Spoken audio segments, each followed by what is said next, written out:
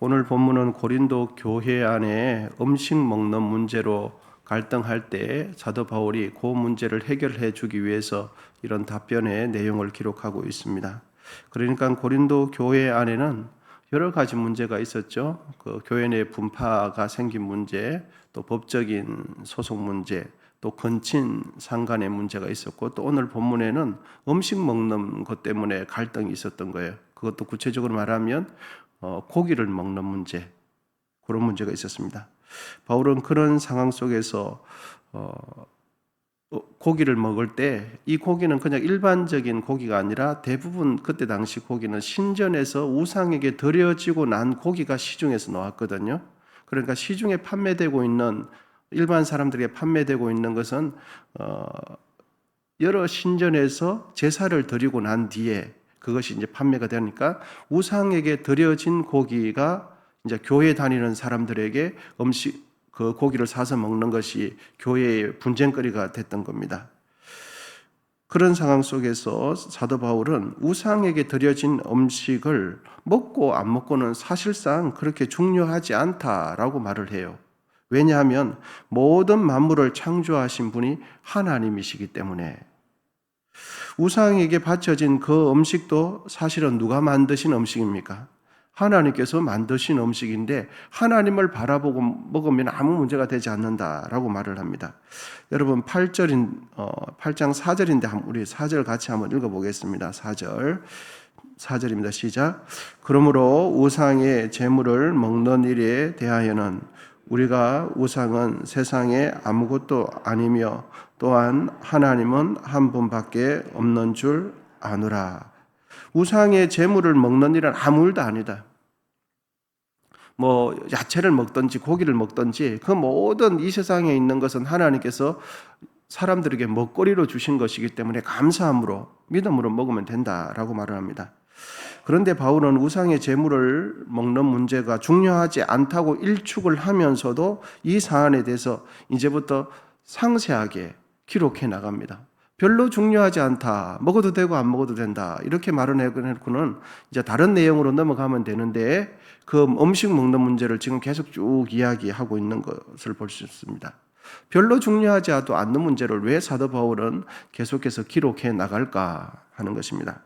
그것은 음식의 문제가 아니라 이 일로 인해서 파생되는 문제, 즉 먹는 문제로 말미암아 믿음이 연약한 자가 시험에 빠지는 일이 있어서는 안 된다 하는 것을 가르쳐 주기 위해서 음식 먹는 거 중요하지 않지만 중요하지 않는 것을 계속 쭉 기록해 주고 있는 겁니다. 즉 우상에게 바쳐진 음식을 조금도 개의치 않고 음식을 먹는 자는 나는 그만한 믿음이 있어서 음식 먹어도 되고 안 먹어도 된다라고 말하는 그 사람들은 자신의 그런 행동을 이해하지 못하는 자들 앞에서 자신의 생각대로 하지 마라. 나는 자유하니까 내 자유 아닌가 라고 생각해서 믿음이 연약한 자가 보는 앞에서 우상에게 드려진 음식을 먹는 행동을 해서는 안 된다 하는 거예요. 나는 괜찮은데 나의 행동을 보는 사람이 믿음이 연약한 자가 뭘 받습니까? 시험 당하는 거예요. 나의 행동 때문에 믿음이 연약한 그가 신앙적인 시험에 들지 않도록 행동에 항상 배려를 해라. 이런 교훈을 주고 있습니다. 그래서 로마서 14장에 보면 이런 말씀이 있습니다. 어떤 사람은 모든 것을 먹을 만한 믿음이 있고 믿음이 연약한 자는 채소만 먹느니라. 먹는 자는 먹지 않는 자를 없인 여기지 말고 먹지 않는 자는 먹는 자를 비판하지 말라. 이는 하나님이 그를 다 받으셨느니라. 이렇게 말씀해요. 여러분, 하나님께서 먹는 자만 받으셨습니까? 안 먹는 자만 받으셨습니까? 먹는 자도 받으셨고 안 먹는 자도 받으셨어요. 할렐루야. 하나님께서는 믿음이 있는 자도 받으셨고 믿음이 연약한 자도 받으셨죠. 그러니까 하나님께서 나만 받으신 것이 아니라 믿음이 연약한 그 사람도 받으셨다는 것을 꼭 잊지 말아야 됩니다. 그러니까 우상에게 바쳐진 음식을 먹는 문제는 단순히 음식 문제로만 볼 것이 아니라 믿음이 연약한 형제를 실족시키지 않도록 배려하는 행동을 꼭 해야 한다. 이것을 가르쳐주고 있습니다. 본문 13절 하반절 우리 같이 한번 보겠습니다. 13절 하반절에 보시면 이런 말씀이 있습니다. 우리 13절 전체 같이 한번 읽어볼까요? 13절 시작. 그러므로 만일 음식이 내 형제를 실족하게 한다면 나는 영원히 고기를 먹지 아니하여 내 형제를 실족하지 않게 하리라. 아멘. 사도 바울은 음식 먹는 게 아무런 문제가 되지 않았어요. 야채를 먹어도 되고 고기를 먹어도 되고 그 고기가 우상의 신전에 드려진 고기라도 아무 문제가 안 됐어요. 그런데 사도 바울은 만약에 나의 이런 행동 때문에 나의 행동을 보고서 시험이 드는 자가 있다면 영원히 자기는 고기 안 먹겠다. 왜? 고기 먹고 싶지만 나의 행동 때문에 시험 당하는 일이 있어서는 안 되기 때문에. 교회는 여러분 공동체이기 때문에 우리 주위에는 항상 믿음이 연약한 자가 있어요. 그리고 교회는 공동체이기 때문에 물질이 가난한 사람이 항상 있습니다. 그리고 교회는 공동체이기 때문에 마음이 쉽게 깨지는 분들이 있어요. 잘 상처받는 분들이 항상 계세요. 그것을 잊지 말아야 합니다. 내가 괜찮다고 다 괜찮은 게 아니에요. 내가 이해된다고 아무런 거침없이 해서는 안 돼요. 왜? 교회는 내 혼자 신앙생활 하는 것이 아니기 때문에. 나는 괜찮다고 해야지만 나의 행동을 보고 시험 드는 자가 있다면 나의 행동을 자제하고 배려하고 절제하고 하지 말아야 된다 하는 것입니다. 교회 안에서 신앙생활 할 때 항상 주의하고 신경 써야 할 것이 그것은 바로 좀 전에도 말씀드렸지만 내가 괜찮다고 다 괜찮은 게 아니에요. 내가 하고 싶다고 다 할 수 있는 게 아니에요. 내가 좋다고 다 좋은 것이 아니랍니다. 여러분 우리말 속담에 이런 거 있지 않습니까? 무심코 던진 돌에 누가 맞아 죽습니까? 개구리가 맞아 죽어요. 무심코 하는 말에 교회 안에서는 누가 시험에 드는가? 믿음이 연약한 자가 시험에 들어요. 초신자가 시험에 들어요.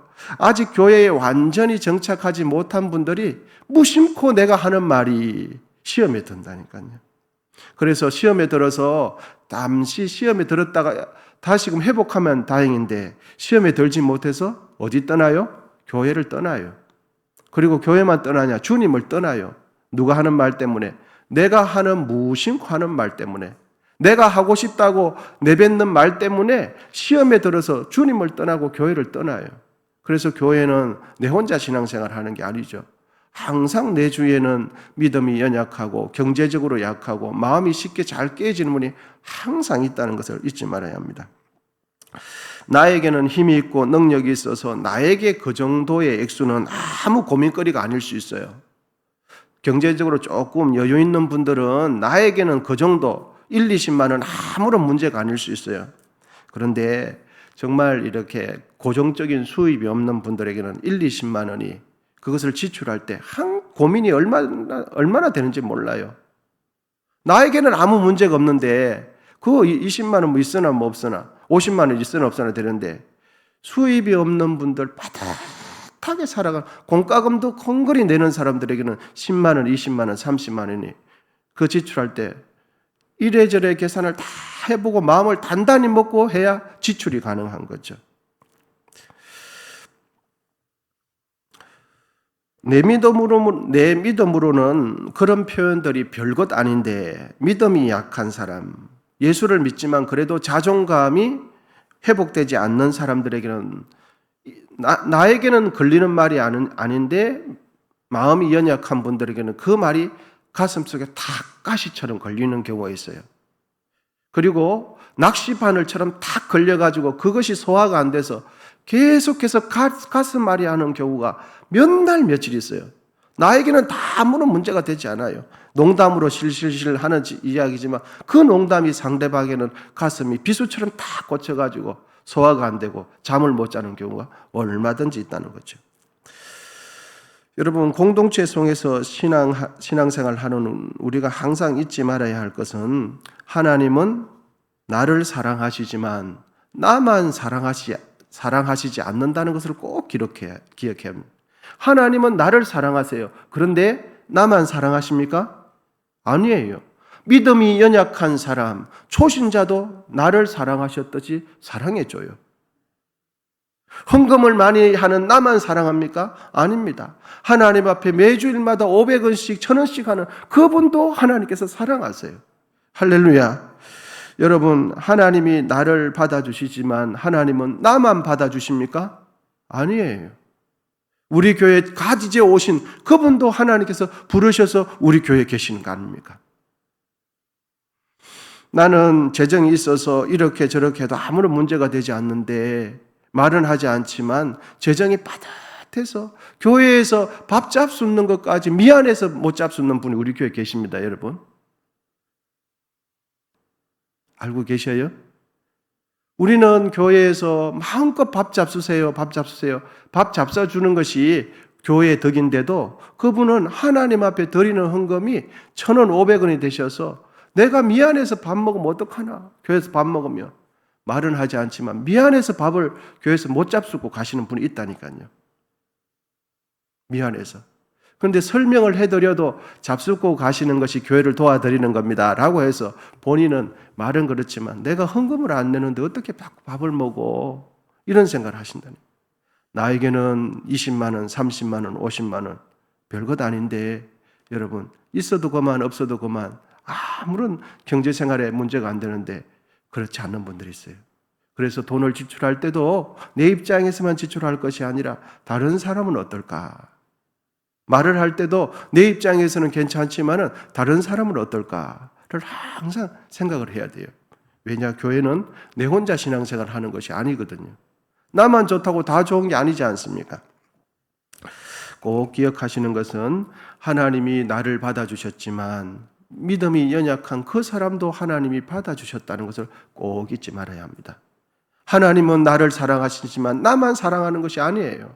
내 의견 중요하지만 내 의견만 중요한 것이 아니라는 것을 꼭 기억해야 합니다. 그러므로 고린도 교회에 우상에게 바쳐진 음식을 먹는 문제는 단순히 음식 문제로 끝나는 게 아니에요. 다른 지체를 향한 배려와 사랑의 문제로 귀착이 딱 됩니다. 고린도전서 로마서 15장 1절에서 2절 말씀 제가 읽어드리겠습니다. 믿음이 강한 우리는 마땅히 믿음이 약한 자의 약점을 담당하고 자기를 기쁘게 하지 아니할 것이라.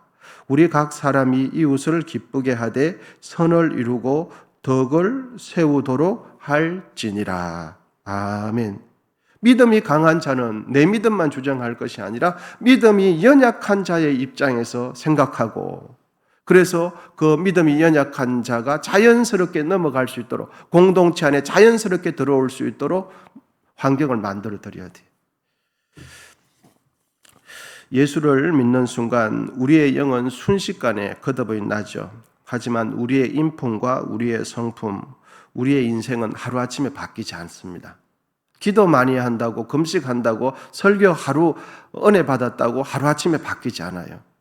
우리의 영은 순식간에 거듭나지만 우리의 생각과 마음과 우리의 인성과 인품은 계속해서 자신을 쳐서 복종시키고 또 복종시키고 복종시키면서 기도하면서 자신을 십자가에 못 박을 때 그럴 때 향기 나는 그리스도인들이 되는 것입니다.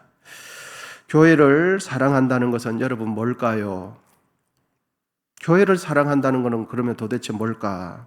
그것은 바로 내 옆에 있는 다른 지체의 연약함과 부족함을 품어주고 기다려주는 것. 이것이 교회를 사랑하는 겁니다. 교회를 진실로 사랑한다는 건 뭔가? 그것은 교회 건물도 중요하죠. 하지만 이 건물보다 더 중요하고 진심으로 교회를 사랑하는 것은 내 옆에 있는 다른 교인을 사랑하는 것이 아닐까? 그것이 정말 교회를 사랑하는 것이 아닐까요, 여러분?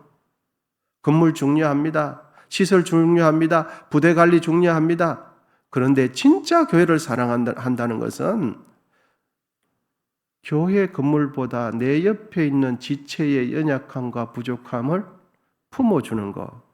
이것이 더 교회를 사랑하는 것이 아닐까 하는 겁니다. 때로는 그것이 너무너무 힘들 때가 있어요.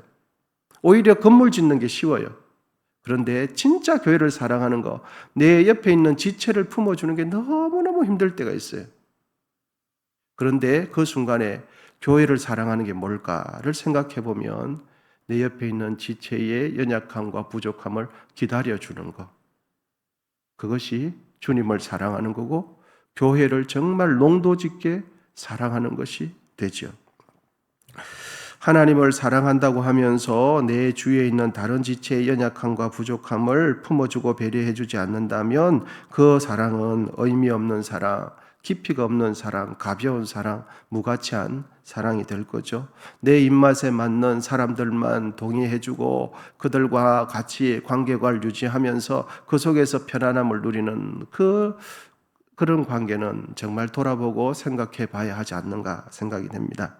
요한일서 4장 20절 말씀은 이렇게 합니다. 누구든지 하나님을 사랑하노라 하고 형제를 미워하면 이는 거짓말하는 자니 보는 바 형제를 사랑하지 아니하는 자는 보지 못하는 바 하나님을 사랑할 수 없느니라 라고 말씀합니다. 여러분, 오늘 말씀 들으면서 말씀을 마무리하면서 정말 교회를 사랑하는 이 일에 이 한 날 도전하시면서 하나님의 뜻을 이루는 우리 모두 되시고 성령 충만하고 복받는 하루 되시기를 기원드립니다. 기도하겠습니다.